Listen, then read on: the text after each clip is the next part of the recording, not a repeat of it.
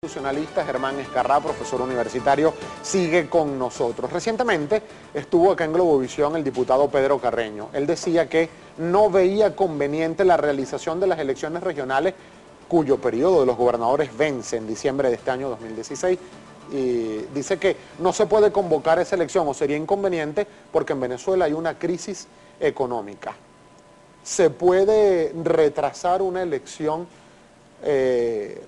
cuyo mandato de los gobernadores fenece por periodo constitucional en una fecha determinada alegando razones económicas, profesor? Bueno, la verdad no sé el contexto del planteamiento que hizo Pedro Carreño, que es una persona inteligente y estudiosa, además tiene posgrado en Derecho Constitucional de la UNED de Madrid, de tal manera que no sé cuál es el contexto. Lo que sí es cierto es que ese tipo de elementos no pueden ser utilizados porque fíjate tú, la Convención Americana de Derechos Humanos, el Pacto de San José, por ejemplo, de Derechos Humanos, en una de sus normas señala que aún en situación de estado de sitio o estado de excepción deben realizarse las elecciones, muchísimo menos si de lo que se trata es de una situación económica o de una situación social, porque al final, ¿qué es la elección? El ejercicio de la soberanía. Es una forma, no es la única, pero es una forma del ejercicio de la soberanía popular, de tal manera que deben hacerse las elecciones de gobernadores de acuerdo a las pautas del Consejo Nacional Electoral. Ahora hay que hacer una observación.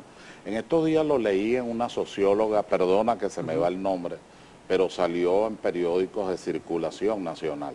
Ella decía, siendo de la oposición, una socióloga brillante, ella decía, la oposición ha perdido un poco la brújula porque ha debido centrarse desde el principio en la elección de gobernadores. Acuérdate que tuvimos una etapa donde habían 6, 7, 8 posibilidades planteadas para, utilizo ese lenguaje, la salida del presidente Maduro, el impeachment o juicio político. Estaba también planteada la enfermedad físico-mental, lo que Ramos Ayub llama la dejadez del cargo, que en realidad es abandono constitucional del cargo, el revocatorio, la enmienda. En ese debate se hasta fue, de constituyente. Bueno, ahorita ha retomado la idea constituyente, ¿no? En esa oportunidad, pero ahora me ha llamado mucha gente de ambos sectores sobre la idea constituyente. Entonces, claro, eso trajo como consecuencia un descuido total de la oposición en relación a la elección de los gobernadores, solicitud en la que ha debido estar pendiente. Y claro, ahora nos encontramos con un debate que solo puede resolver el Consejo Nacional Electoral. Más allá de esto, profesor, dependía de qué tan activos estaban en el tema los actores políticos para algo que por lógica debería convocarse. No es solo por lógica. Ahí funciona, en Venezuela funciona y en todos los países, la actividad de los líderes políticos. Han debido sistematizar las acciones y acciones que son esenciales para la democracia, como la renovación de los poderes públicos, en este caso pero eso no se rige por lapsos. Poderes regionales. No se rige por lapsos, por ejemplo, claro, que usted elija un gobernador que dice que va a durar 4 años. Es el Consejo Nacional Electoral, es el Consejo Nacional Electoral el que tiene la potestad evaluativa para poder decidir. Pero ciertamente la elección de los gobernadores no puede estar subordinada a los precios del petróleo, ni podría estar subordinada a una crisis económica. Eso es un tema de naturaleza política y de relegitimación del poder. Cuando se empezó a hablar del referendo revocatorio, profesor Escarrá, hubo ante los medios de comunicación una propuesta que emitió públicamente una importante figura política venezolana como es, por ejemplo, el primer vicepresidente del Partido Socialista Unido de Venezuela. Tenemos en video esta propuesta, vamos a colocarla para que usted escuche la propuesta y nos emita, por favor, su opinión respecto del carácter constitucional o no de dicha propuesta. Vamos a escuchar al diputado Diosdado Cabello. La cosa parece que es contra Nicolás, ¿verdad?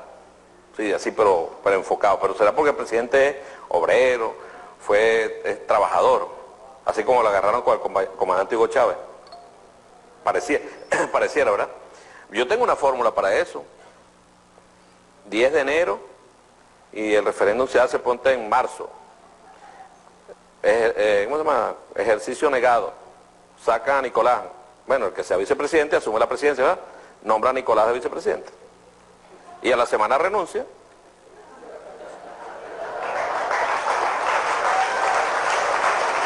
Todo dentro de la Constitución.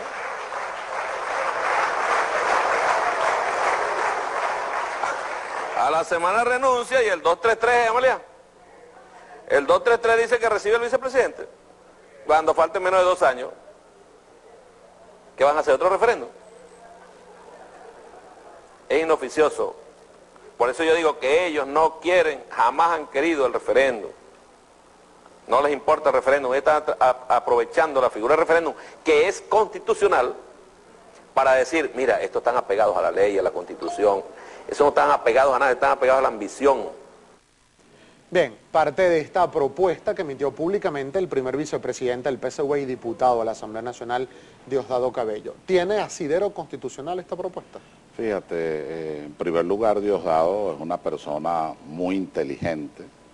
Yo he tenido oportunidad de seguir casi todos sus programas y por supuesto él está en una batalla en defensa del gobierno bolivariano y entramos en el discurso político, donde por supuesto la manera de manejar algunos conceptos es muchísimo más amplia de parte y parte.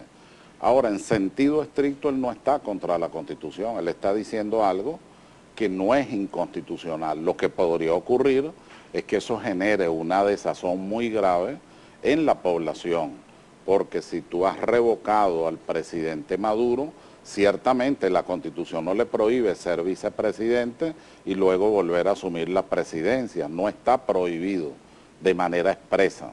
Incluso la norma tampoco prohíbe de manera expresa que el presidente revocado vaya a una campaña electoral de 30 días una vez que lo convoque el vicepresidente si hubiera sido en el 2016. De tal manera que son normas, son principios generales y esos principios generales y la propia letra de la norma le permiten organizar ese discurso que yo lo veo más bien como un discurso político, entre otras cosas.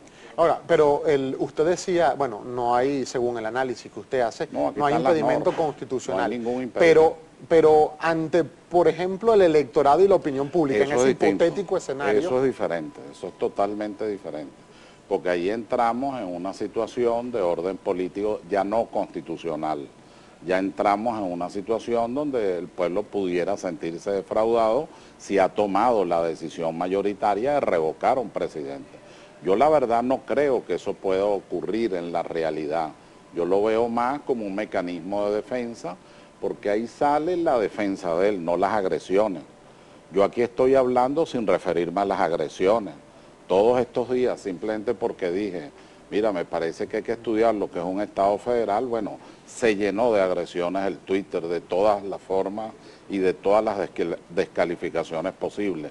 Lo que pasa es que como profesor estoy acostumbrado a separar ese tipo de cosas y dedicarme más bien al núcleo, a la idea central de lo que se está discutiendo. Hablando de dedicarnos al núcleo, idea central y también a la opinión de la audiencia, profesor, claro. Nosotros vamos a hacer una breve pausa, pero al regreso vamos a consultar toda la participación que nos está llegando a través de @Globovisión, @Primera Página, con nuestra etiqueta, numeral Primera Página.